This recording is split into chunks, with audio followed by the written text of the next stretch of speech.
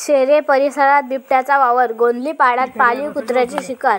शहापूर तालुक्यातील शेरे गावाच्या परिसरात बिबट्याचा वावर दिसून आला असून 6 मार्च रोजी रात्रीच्या सुमारास गोंधलीपाडा येथील बालाराम गणपत अंधाडे यांच्या मालकीच्या पाळीव कुत्र्याची शिकार या बिबट्याने केली आहे.